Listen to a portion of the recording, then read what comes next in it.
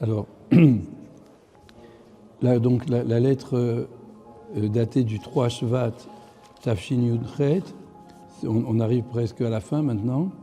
Là-bas, Rabbi Israël au dessert donc, continue à écrire à Zalman Shazar, au président Zalman Shazar. Il n'était pas encore président à l'époque, mais enfin, il avait un poste important déjà dans le gouvernement. Alors, voilà ce que dit Rabbeinu.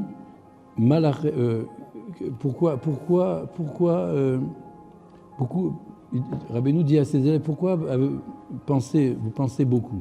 Vous n'avez pas besoin de beaucoup penser. Vous devez simplement apporter des pierres et de la chaux. C'est-à-dire quand on veut construire finalement une maison, un mur, alors il faut bien sûr des pierres et puis aussi de la chaux pour que ça fasse tenir les pierres entre elles.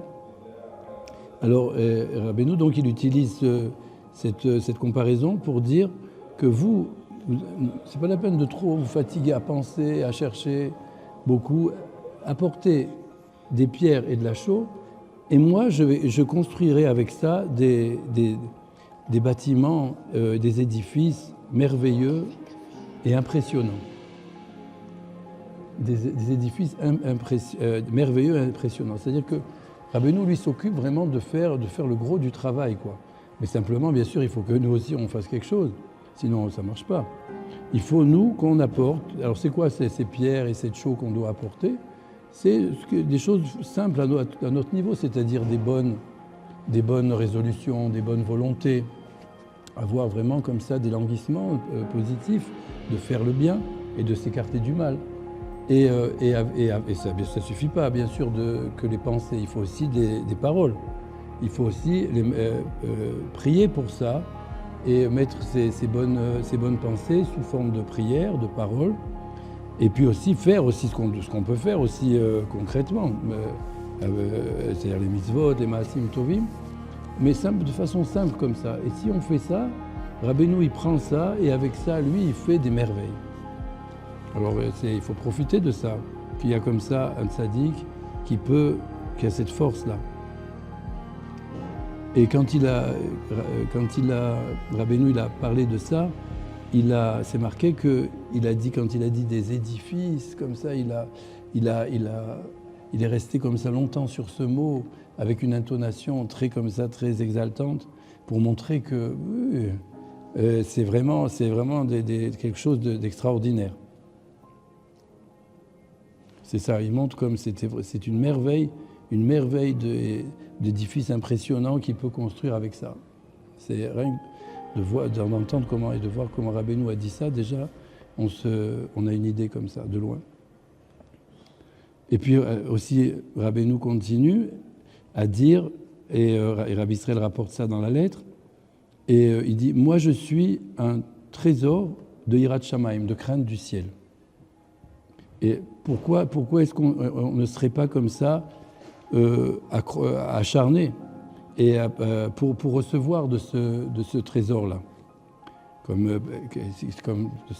une comparaison simple. Si quelqu'un lui dit il y a un trésor là-bas d'or ou d'argent ou de choses précieuses, c'est évident qu'il va se dépêcher de s'y rendre et d'emplir ses sacs et ses poches. C'est une chose tout à fait normale si c'est permis, quoi. Alors Rabbeinu, il dit, quelqu'un qui cherche la Yirat Shamayim, c'est quand même finalement le but de la création de l'homme. C'est qu'il arrive à ce niveau-là, d'avoir vraiment la crainte du ciel le plus possible. Alors si on lui dit, voilà, il y a là-bas un trésor de crainte du ciel, pourquoi il ne va pas lui aussi courir et s'accrocher et de faire tous les efforts possibles pour puiser là-bas? Alors quand Rabbeinu a parlé de ça, c'est les personnes qui étaient présentes ont demandé, mais comment c'est possible de recevoir? Qu'est-ce qu'il faut faire pour recevoir de ce trésor? Et Rabbeinu leur a répondu et leur a dit, avec la bouche et le lèvre, et le cœur, le cœur. Avec la bouche et le cœur, il faut comme ça manœuvrer et chercher. C'est ça comme ça qu'on arrive. Avec la bouche et le cœur, ça revient à ce qu'on a dit juste auparavant, que pour pouvoir donc construire les avanim, comme on a dit, les pierres et la chose, c'est quoi? On a dit c'est le cœur. Le cœur, c'est les bonnes volontés, les bons languissements, etc. Et aussi, bien sûr, les mettre sous forme de paroles, de prières, etc. Là, on retrouve la même chose avec la bouche et le cœur. Alors, comme ça, on arrive. Et donc, on continue et on dit que les justes authentiques, ce sont eux qui dévoilent la divinité et la royauté d'Hachem à tout le monde.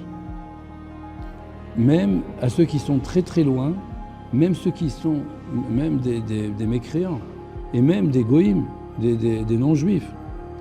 Les tzadikim, ils ont cette possibilité, cette force-là de leur dévoiler, à leur niveau bien sûr, la divinité, la royauté d'Hachem Yitbarach. Et c'est ça, et c'est quoi l'essentiel de la gloire d'Hachem? Si on veut vraiment quelqu'un qui veut que Hachem, c'est le but de la création du monde. Hachem, il a créé le monde pour être le roi et pour qu'on le glorifie, qu'on le respecte, qu'on l'honore. C'est comme ça, c'est ça le but du monde. Alors qu'est-ce qui grandit énormément cette gloire-là? C'est quand ceux qui sont très éloignés d'Hachem se rapprochent de lui et le servent. Alors l'honneur d'Hachem, sa gloire, est grandi de façon vraiment très importante. Et c'est pourquoi chacun de nous doit s'efforcer de rapprocher les gens éloignés d'Hachem. Chacun à son niveau, même si lui-même il n'est pas un tzaddik, il a quand même aussi en lui une force comme ça, des points qui font qu'avec ces points positifs-là, il peut rapprocher d'autres personnes et les aider. Et à ce moment-là, il fait vraiment une grande chose. Vraiment pour le but de la création, c'est qu'il grandit la gloire d'Hachem, parce que comme il est très loin, il y a un enseignement de Rabbi Nachman qui parle de ça. Là-bas, il parle de Yitro. Il apporte le Zohar à Kadosh, qui dit que quand Yitro, c'est lui-même qui était vraiment quelqu'un de très très loin d'Hachem au départ. On dit qu'il n'y avait pas une seule idolâtrie qui n'avait servi. Alors, et quand il s'est rapproché d'Hachem, du peuple juif et tout, à ce moment-là, et qu'il a dit, maintenant je sais que c'est Hachem Yitbarach, c'est Dieu qui est grand, et c'est lui la vraie divinité. C'est marqué que dans le Zohar à Kadosh, qu'à ce moment-là, il y a eu dans tous les mondes inférieurs et supérieurs, la gloire d'Hachem, c'est amplifié, mais de façon vertigineuse. Alors nous, à chacun à son niveau, on doit œuvrer pour ça. Et aussi, on peut prendre aussi ça de notre côté, en se disant maintenant pour soi-même. Ça, on a parlé d'abord on se voit nous-mêmes qu'on peut aider les autres. Mais maintenant, on peut se voir aussi que nous-mêmes, ouais, mais comment, moi qui suis si loin, qu'est-ce que je fais dans ce monde? Je me sens très très loin de tout, d'Hachem en particulier. Alors aussi, lui, il faut qu'il se dise, mais justement, quelqu'un qui est loin comme moi, si j'arrive au moins même un peu à changer vers le bien, du bon côté, à ce moment-là, je vais faire un travail extraordinaire. Et il va se passer quelque chose d'extraordinaire, c'est que la gloire d'Hachem va être très très augmentée grâce à moi. Alors donc, c'est une motivation en fait. Profite, à la limite, profite que tu es loin, il ne faut pas chercher ça. Mais puisque tu es loin, alors profites-en. Parce que toi, tu peux vraiment faire beaucoup pour Hachem Yitbarach, pour augmenter sa gloire et son honneur. Et donc, il ne faut pas se désespérer de ça, et que même si on voit qu'on a beaucoup fauté, alors, et qu'on a fait vraiment beaucoup de mal dans ce monde, etc., on s'est laissé beaucoup entraîner vers le mal. En tout cas, même cette personne-là, elle se dit que ce qu'on a dit là, c'est que grâce à lui, s'il revient vers Hachem, à ce moment-là, il se fera vraiment il fera une grande chose pour Hachem Yitbarach, un grand plaisir à Hachem Yitbarach. Mais maintenant, il faut savoir que pour que quelqu'un qui est éloigné se rapproche d'Hachem, il n'y a pas de 36 solutions. Il faut absolument qui se rapproche d'abord du tzaddik de la génération, du tzaddik authentique. À ce moment-là, lui, comme ça, c'est son seul espoir, sinon il n'y arrivera pas, parce que comme il est loin, alors c'est pas comme ça maintenant, j'ai envie de changer, c'est bien sûr, mais ça se fait pas comme ça facilement. Par contre, si il s'attache au tzaddik de la génération, à ce moment-là, lui, il va l'aider comme on a dit avant, avec les peu de choses qu'il apporte, en fait, qui sont des choses vraiment simples et pas très de valeur, en ce moment, mais quand même, le tzaddik, avec ça, il fait des choses extraordinaires et à ce moment-là, il pourra le rapprocher d'Hachem. Maintenant, concernant la question qui se pose tout de suite, c'est qu'on voit qu'il y a des personnes qui ne sont pas du tout attachées au juste de la génération et qui pourtant, on les voit, qu'ils avancent, qu'ils font de tchouva, ils progressent, etc. Alors, il y a une réponse dans l'Écoutez Moharan, dans un des enseignements de Rabbi Nachman, qui dit que le tzaddik, il peut même de façon cachée aider sa génération et ses prochains. C'est comme, il apporte là-bas aussi le Zohar HaKadosh, qui dit qu'il y a une source qui, là où elle émerge, et bien sûr elle irrigue et tout, et on voit là-bas une belle floraison et une belle végétation. Et puis après, ça se peut des fois qu'après elle repasse sous la terre, et qu'elle ressorte à un autre endroit. Maintenant, à l'endroit où elle ressort, là-bas aussi, tout est beau, tout. Mais comment ça se fait que là où elle est sous la terre, là-bas aussi, on voit quand même une belle floraison et végétation. C'est parce que les racines de ces végétaux-là, en fait, ils s'irriguent de cette source qui passe sous la terre.